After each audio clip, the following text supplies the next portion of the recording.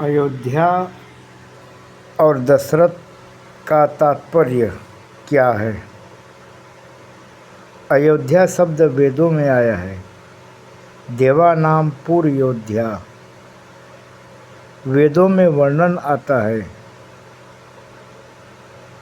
अयोध्या शब्द का अर्थ क्या है? जहाँ युद्ध नहीं होता उसी को अयोध्या कहते हैं। योध्या न भवति इति अयोध्या। जहाँ युद्ध नहीं है वहाँ श्री राम जी आते हैं, इसलिए अपने घर को अयोध्या बनाओ। घर में कभी झगड़ा करना नहीं, घर में प्रेम से रहो। जहाँ झगड़ा है वहाँ भगवान आते नहीं हैं। जीवन थोड़ा सा समय है, झगड़ा क्यों करते हो? योध्या न भवति इति अयोध्या। जो शरीर जी के किनारे रहता है वह कभी झगड़ा नहीं करता। शरीर जी भक्ति महारानी का स्वरूप है। जो भक्ति के किनारे रहता है वह कभी झगड़ा नहीं करता। जो भक्ति का किनारा छोड़ता है वह झगड़ा करता है। भक्ति का किनारा कभी छोड़ना नहीं। बहुत से लोग ऐसे होते हैं जो कथा हो तब तक तो भक्ति करते हैं, पर जहाँ कथा की समाप्ति हुई कि भक्ति की भी समाप्ति कर देते हैं। भक्ति की समाप्ति कभी नहीं करना चाहिए। भक्ति के किनारे रहो, भक्ति मन में बसाओ, हृदय में बसाओ।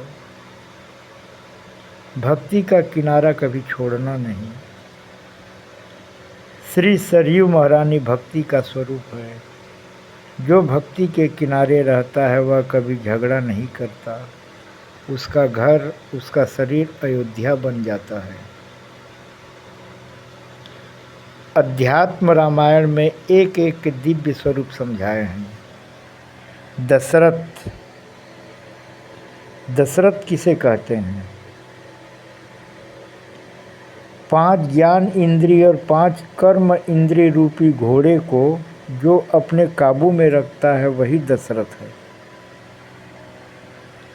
5 ज्ञान इंद्रिय और 5 कर्म इंद्रिय दोनों मिलाकर कितना होता है? 10। इन 10 इंद्रियों को जो अपने काबू में रखता है वही दशरथ है। आप मालिक हैं और इंद्रिय नौकर हैं। जो मालिक नौकर के अधीन रहता है वह मालिक दुखी हो जाता है। नौकर को मालिक के अधीन रहना चाहिए। नौकर को मालिक के अधीन रहना चाहिए। आपको जहाँ जाना है वहाँ आपका नौकर भी पीछे पीछे आए। आपको भगवान के चरणों में जाना है। आपकी आँख भगवान में रहे। आँख को जहाँ जाना है वहाँ आप मत जाओ। नौकर को अक्ल कम होती है, इसलिए वह नौकर है। इंद्रियां नौकर है, आत्मा मालिक है। दशरथ महाराज जितेंद्रिय है, तपस्वी है, महान भगवत भक्त है। बोलिए सियावर रामचंद्र की जय।